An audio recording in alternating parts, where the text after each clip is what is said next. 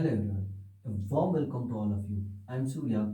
We are going to start with your accounts and with your first chapter. It is a very important chapter. Chapter name is NPO. So what do you mean by NPO? You all know that NPO means not for profit organization. So every organization, each and every organization work for a profit. Their motive is actually to earn profit, like IBM, Wipro, Infosys.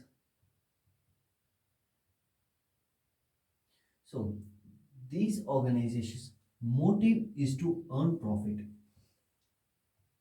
These are the normal organizations. Motive is to earn profit. But NPO is not built to earn profit but to serve the society. These organizations work not for profit but for the welfare of the society. For example, hospital, schools, colleges, and temple. These are the some examples for the NPO. But in reality, these are the huge profit making company. For theory purpose, we are taking the examples. So these organizations are called not for profit organizations and they will work for the society. Your yeah, your Company Act 2013 says that you should maintain minimum accounts. Normally, these organizations, IBM, Wipro, Infosys, these organizations should maintain a large and n number of accounts. But in NPO, these headaches not there. You should maintain only three main accounts. What are those three main accounts? The first one is receipt. Sorry, right in full form. Sorry. Receipt and payment account. Second one, income and expenditure account. Third one, balance sheet. These are the three main accounts you are going to learn and you are going to prepare. So, how you gonna prepare these accounts? Normally, receipt and payment account similar as cash account, and income and expenditure account as similar as your P&L account. Normally, balance sheet represents balance sheet only.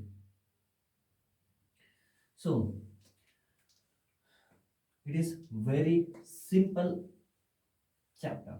You can get around 12 to 15 marks easily. So here, receipt and payment account on the basis of cash account, right? This cash account prepared on the basis of sorry cash basis system, and income and expenditure account prepared on the basis of accrual basis.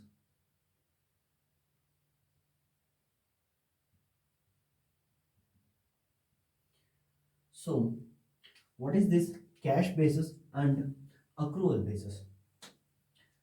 Let me explain. So let us start with your cash basis. What do you mean by cash basis? Cash basis means you should pay or receive, then we will record the transactions. If you purchase on credit basis, we won't record it.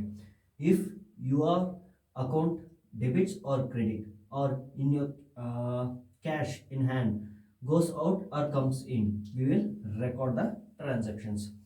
For example,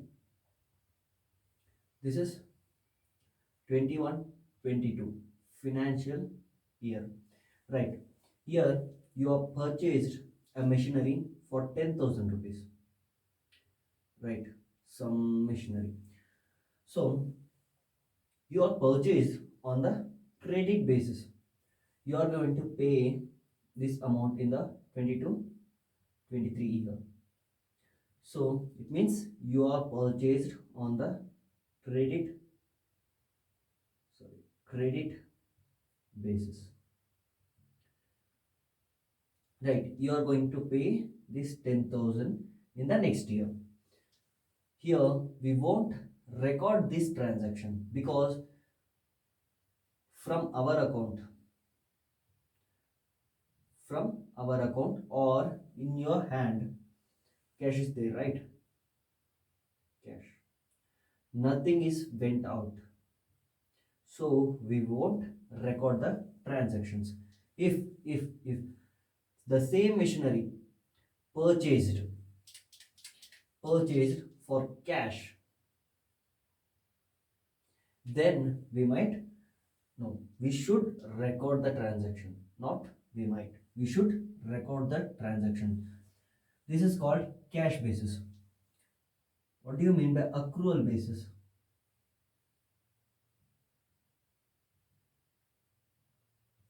Accrual basis means whether you pay or not, we should record the transaction. Whether you receive or not, if the transaction occurred, we should record the transactions. For example, the same example, 21-22. Here you have purchased a machinery worth of 10,000, right? On credit basis, right?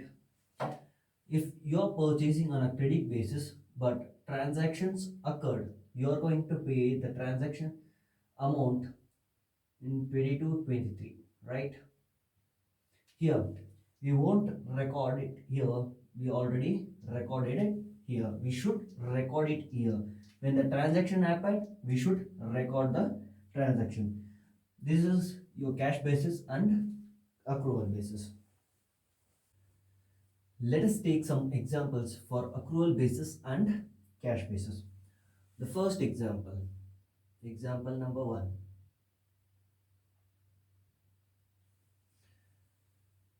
Salary paid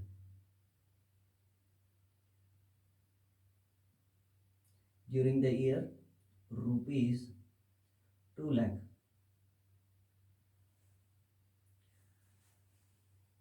Outstanding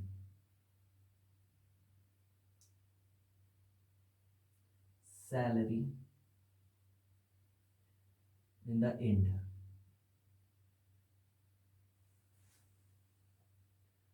of the year rupees 20,000,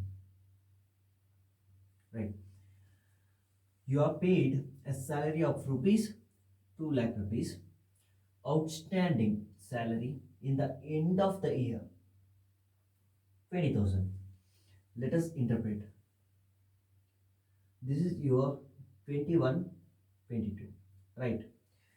In the 21-22 financial year, you have paid 2 lakh rupees. Paid, right? And outstanding salary for the same year in the year end means here. So, 31st March. This is 1st April, right? In the end of the year, you have to, you still have to pay 20,000 rupees, right, which is due from your side, which is called outstanding. So here in the receipt and payment account, we will straight away show this amount in the payment side, right? Because in the cash basis, we should record the transactions when we pay or receive the transaction. So we have paid rupees 2 lakh. We should record the transaction in the receipt and payment account. It goes to receipt and payment account rupees 2 lakh. And in the income and expenditure account, what amount should go to the income and expenditure account? So here 20,000, sorry, 2 lakh rupees we have paid and outstanding rupees 20,000, which is related to the current year, right? Here on the accrual basis, we should record only current year transaction. Am I right? So, is this current year transaction? Yes, this is current year transaction. So, here salary paid rupees 2 lakh, right? Outstanding salary in the end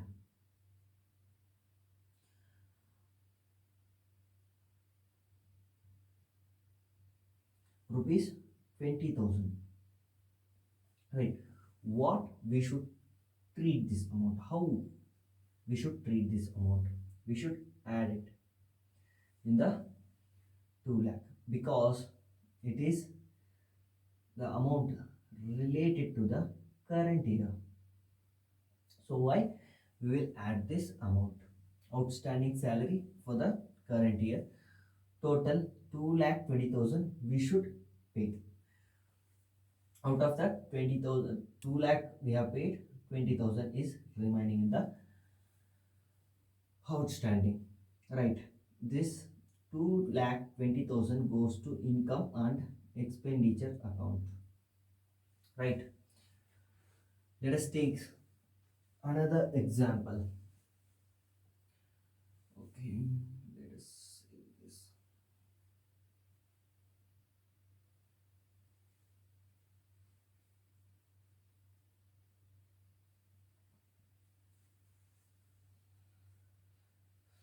Let us change this question, right? Slightly we'll change the question. Salary paid 2 lakh, okay. Outstanding salary in the beginning, make it as beginning,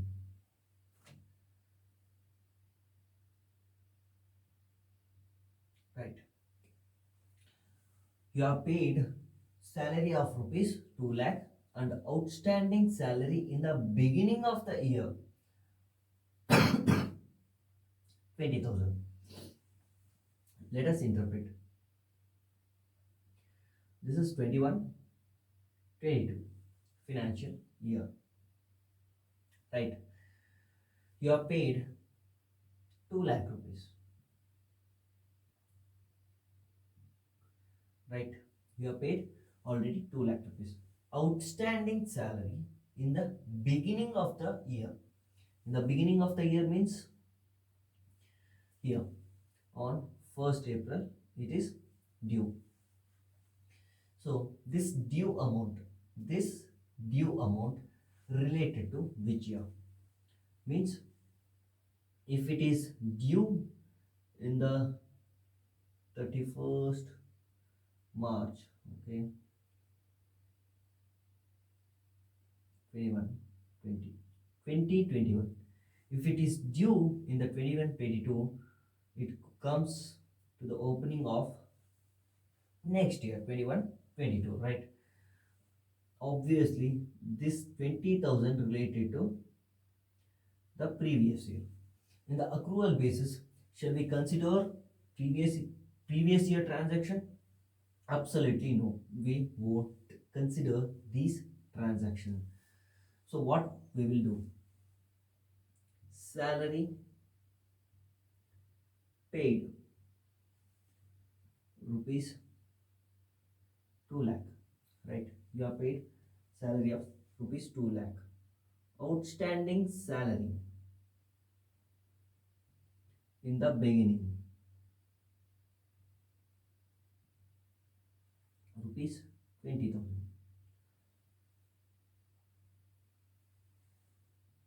minus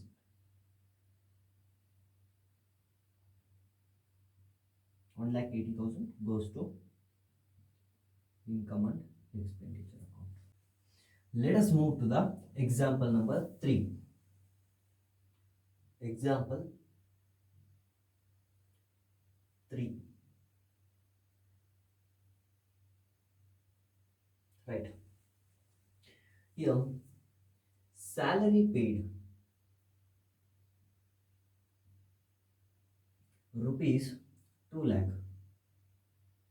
Right.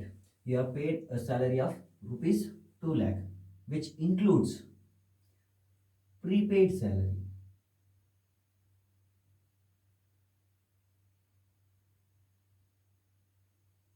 of rupees prepaid sorry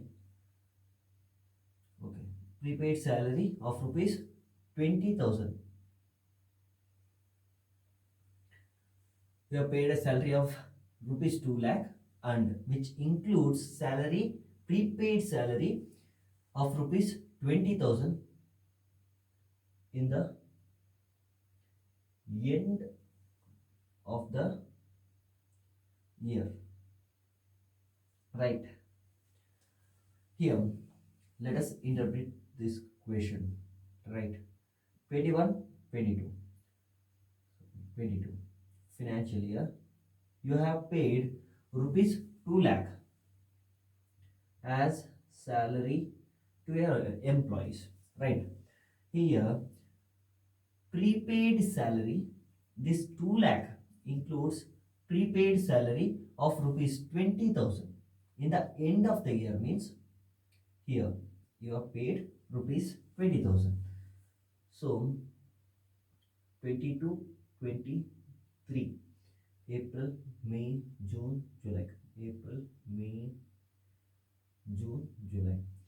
These months in the next year, these months, that is assessment year. Assessment years, April and May, June, July. These months salary you are paid in the current year, in the end of the current year. Means, which is it related to the current year? Obviously not. It is not related to the current year. So we will less it on the basis of accrual. Did you understand? In the receipt and payment account, which is cash basis, we will record the 2 lakh rupees salary because we have paid. In the income and expenditure account, we should record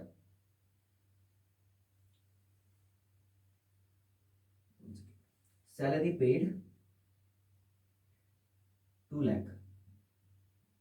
Right. Here we should minus prepaid salary rupees 20,000. Right. 1,80,000 goes to income and expenditure account on the basis of accrual. Right. This is in the end. Okay. Note it down. Pause the video and note it down. Yes. Let us move to the next example, that is your fourth example.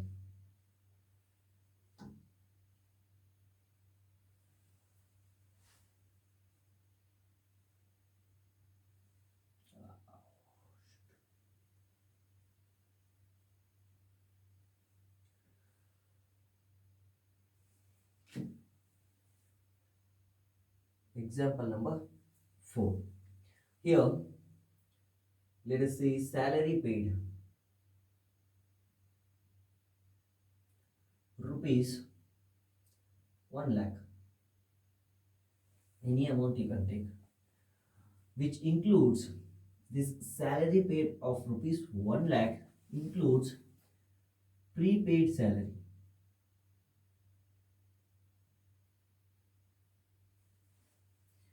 in the beginning of the year.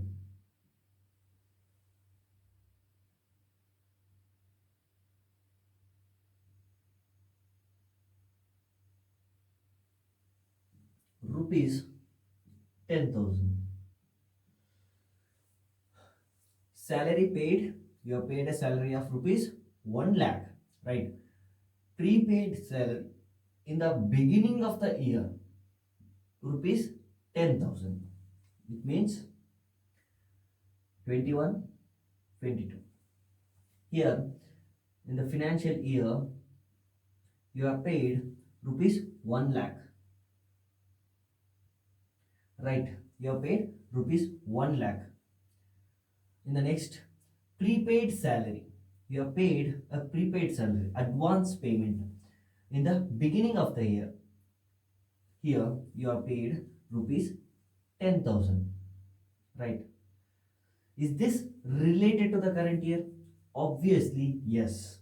It is related to the current year because prepaid means in the next coming months salary we have paid in the earlier, in the beginning of the year. So it is related to the current year. What we will do this salary paid rupees 1 lakh, right? 1 lakh we should we have paid in the beginning of the year, which is related to the current year. Obviously we should add the transaction prepaid salary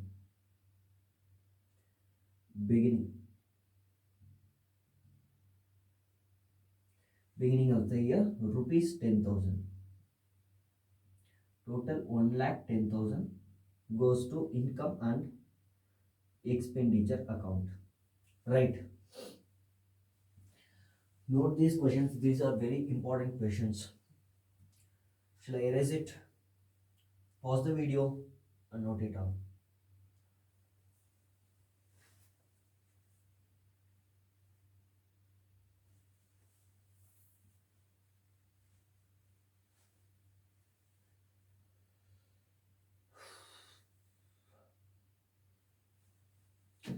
Let us move to the next and last example for accrual and cash basis. It is fifth example, right?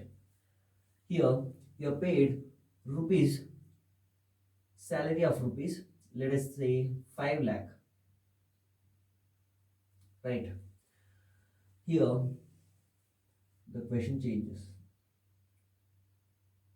1 4 2021, 31st 3 22, opening year and closing year. Outstanding salary, here 10,000 in the beginning of the year, 20,000 in the end of the year. Prepaid salary,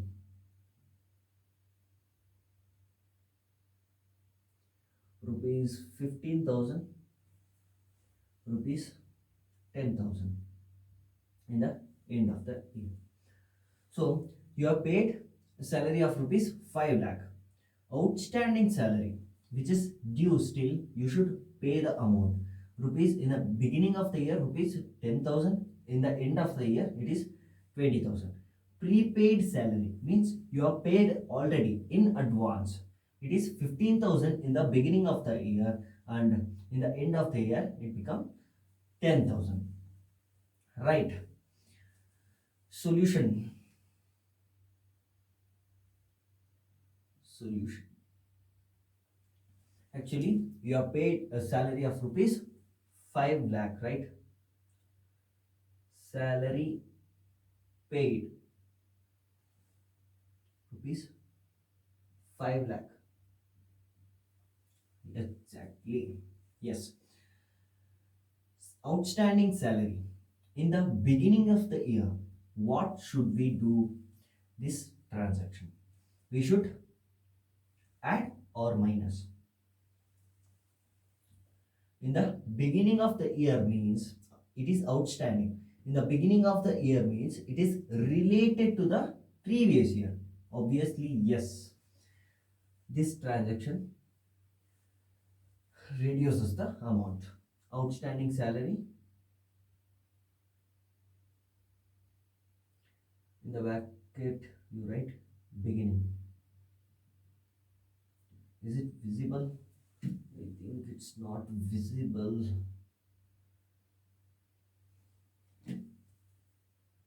Beginning.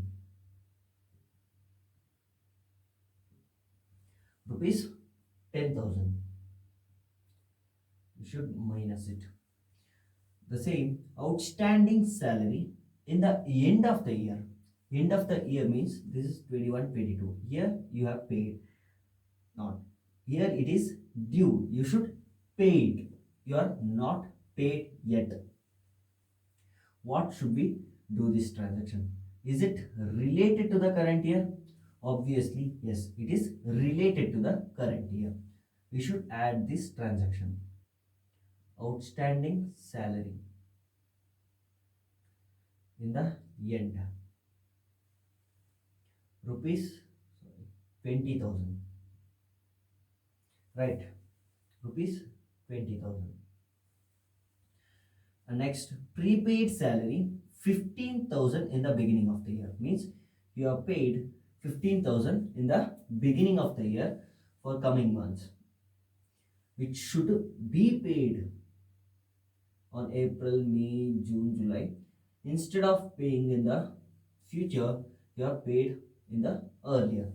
Is it related to the current year? Obviously, yes, it is related to the current year. Salary paid of rupees 15,000 prepaid beginning rupees 15,000, right? And then prepaid salary of rupees 10,000 in the end of the year. Is it related to the current year? Obviously not, because if we pay here, which is prepaid, means it is related to the next year, which is related to the next year, 22, 23 year. We will deduct it. Prepaid the end rupees 10,000. Yeah. The 5 out of 5 lakh, what is the balance? 4 lakh 90, 5 lakh 10, 10, 20, 25 minus 10. 5 lakh, 5 lakh 20, 5 lakh 35, 5 lakh 25, 5 lakh 15. Is that right? Calculate once again. 5 lakh, 5 lakh 20, 5 lakh 35, 5 lakh 25, 5 lakh 15. 5 lakh 15,000. Exactly right. It goes where? To the income and expenditure account on the basis of accrual basis. These are the examples for what? Accrual and cash basis. Yes, let us move to the receipt and payment account, income and expenditure account, balance sheet. Basically, we move on to formats.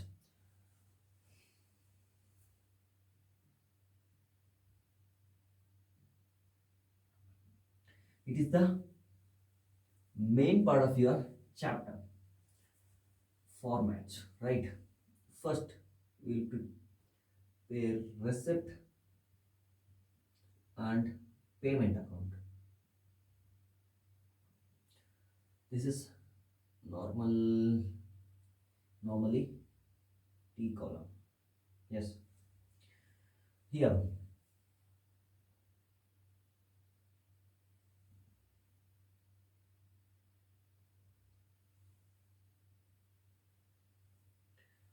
Okay, here, because it is prepared, it is similar like cash account. Receipt on debit side, amount. Payment on credit side, amount.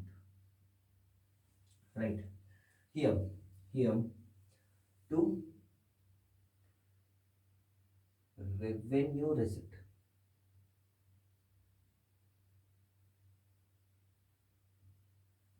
and here by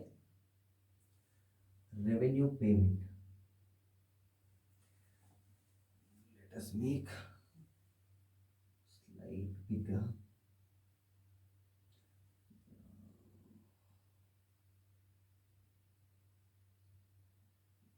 This is sufficient.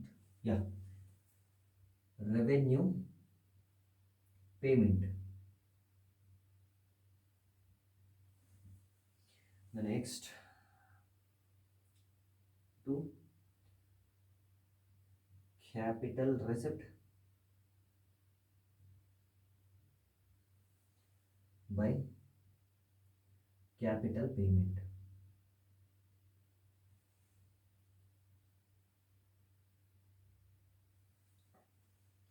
Then by balance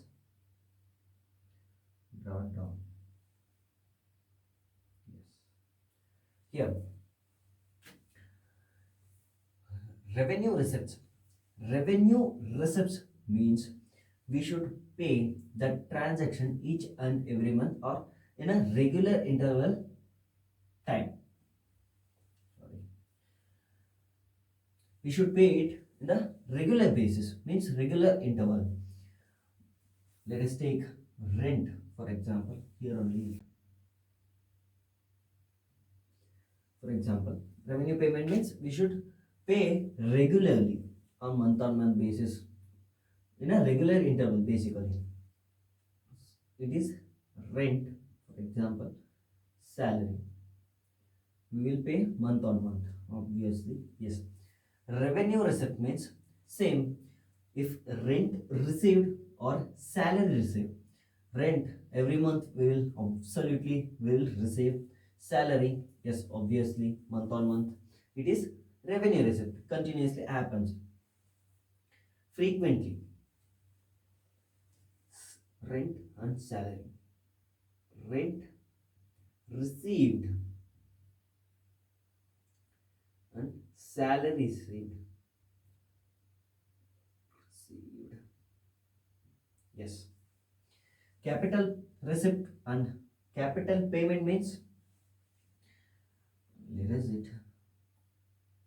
I will write it again. No problem.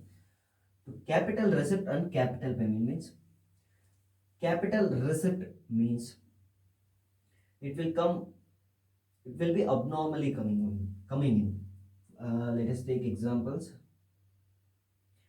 Here we can take buildings. Buildings. Will you construct a building each month? Absolutely no. No one does that. So, building. Machinery. Will you purchase machinery each and every month? No, absolutely not. We will not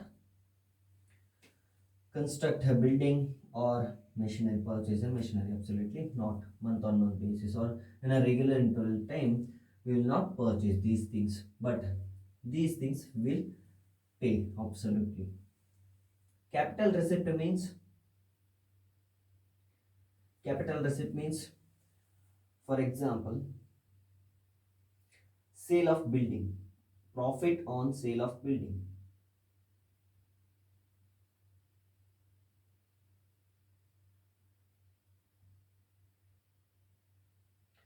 Building is a capital asset. So if we sell this, we will receive profit, which is capital receipt in your receipt and payment account.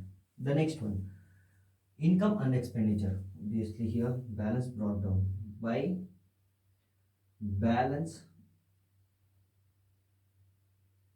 brought down. It goes where? It goes where? It represents cash account. Exactly right.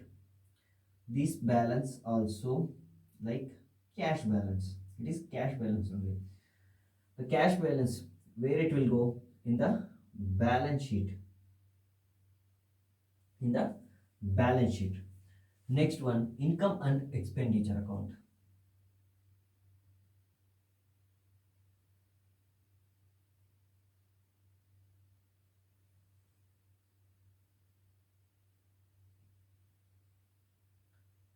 Normally T shape, right? Here we only record revenue payments.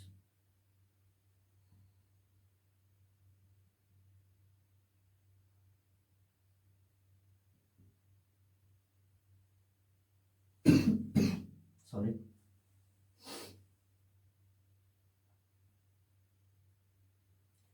Here we will record only revenue payments and by revenue receipt.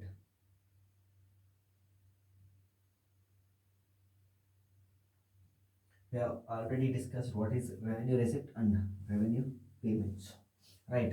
Revenue payments and revenue receipt. It is similar as P&L account, right? P&L account. In the P&L account, here we will receive profit, right? The balancing figure will be the profit. But in the NPO, not for profit organization, we have profits? Absolutely no. Name suggests that it's the organization is not working for the profit. We cannot say that the balance is a profit, right? We cannot say it is profit. Instead of that, what word we will use? Instead of that word, we will use surplus, right? If income exceeds the expenses, we call it as surplus. If expenses exceeds expenses exceeds income, we call it as deficit, right? These surpluses, normally profits, in a normal organization, profits will be distributed among its members who invest in the company. But in the NPO, no one invests in the organization, so it cannot be distributed.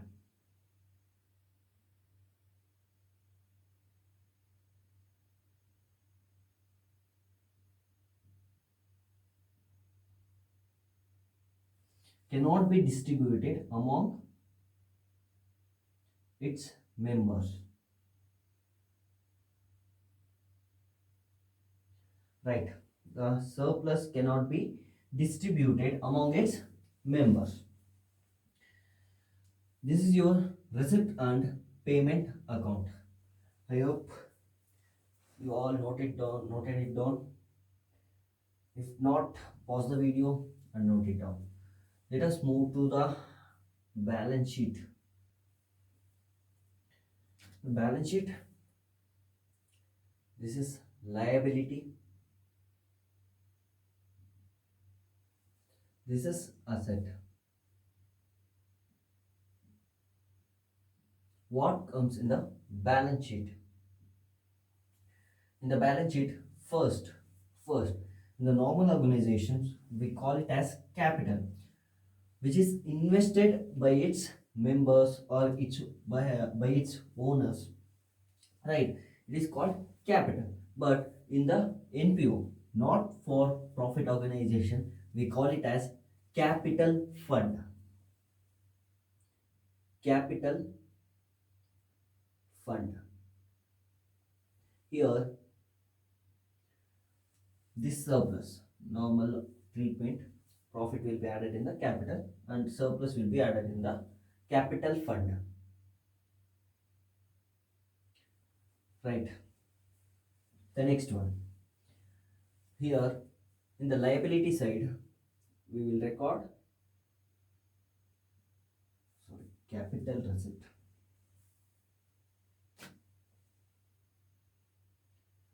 Capital receipt. In the asset side, we will record capital payments.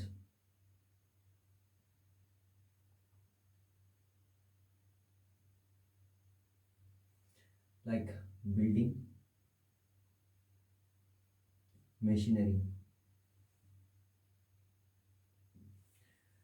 Here, for example, bank loan, debentures.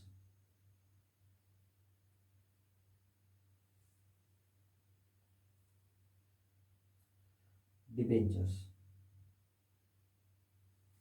Right. This is your receipt and payment account, income and expenditure account, balance sheet format for the NPO chapter. So we have finished with the formats, and now we should move to the, and we should learn how to differentiate between capital nature or revenue nature. There is payment and receipt in the both revenue and capital nature, right? How do we differentiate between these? So revenue nature,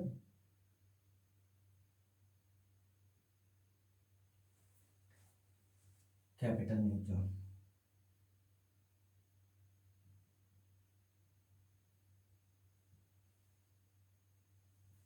Here also we have two breakups: receipt and payment, right? Revenue receipt, revenue payment. Here also two breakups: revenue receipt, sorry, capital receipt, capital payment.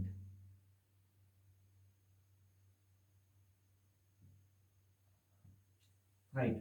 How will you differentiate? The first difference is revenue nature items. Revenue, it may be receipt or payment. It will be recurring nature.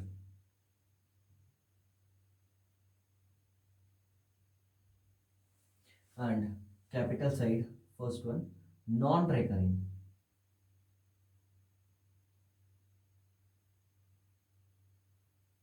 What do you mean by recurring nature and non-recurring?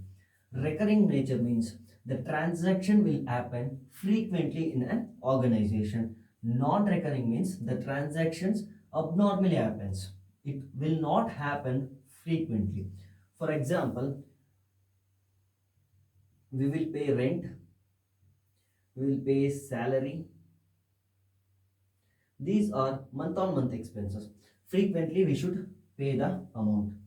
Non-recurring means, for example, purchase of building,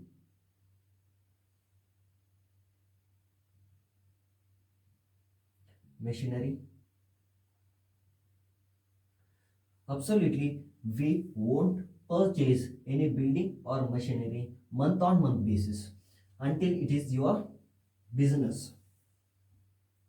The second one is small amount and big amount.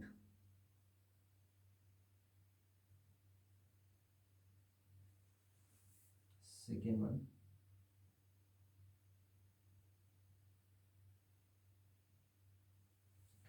So if it is small amount, revenue nature. If it is big amount, capital nature.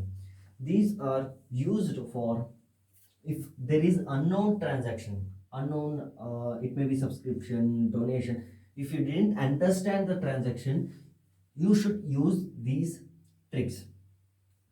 And in the normal cases, we'll normally treat the transaction, right?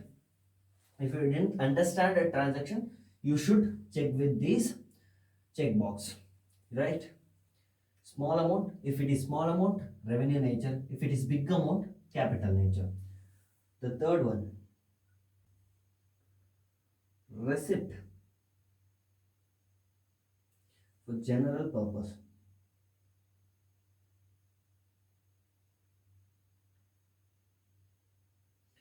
right? Receipt for the general purpose. Third one in the capital, receipt for the specific purpose,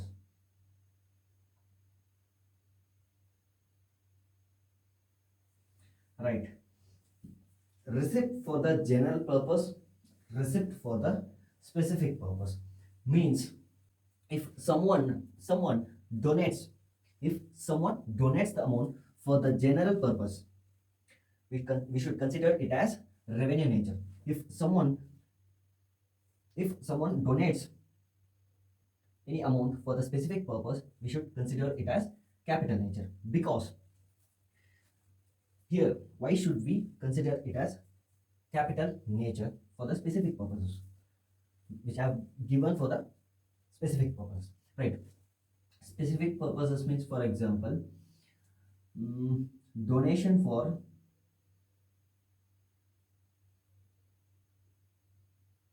donation for let us take some example for temple, constructing the temple,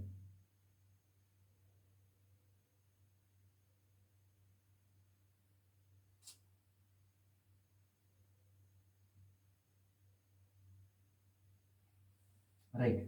For construction of temple, this is a specific purpose and it will be obviously big amount, so we will record it as capital nature. The fourth one is expenditure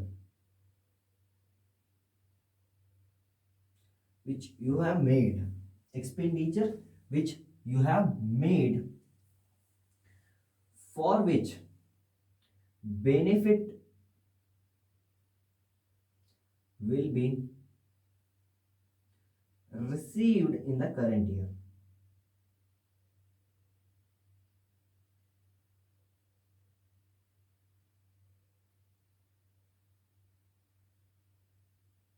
right?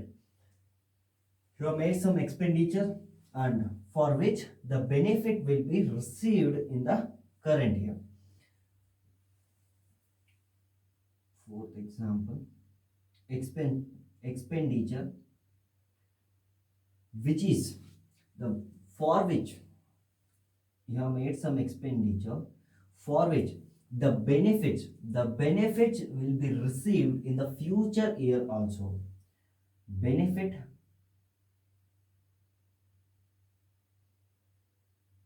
will be received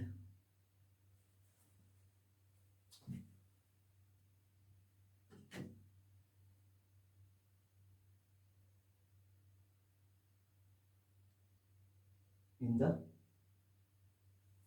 future also. If you made some expenditure which the expenses, whatever the expenses you have made, for which the if it is received in the current year, we will consider it as revenue nature. And if the benefit gives in the future year also, we will consider it as capital nature.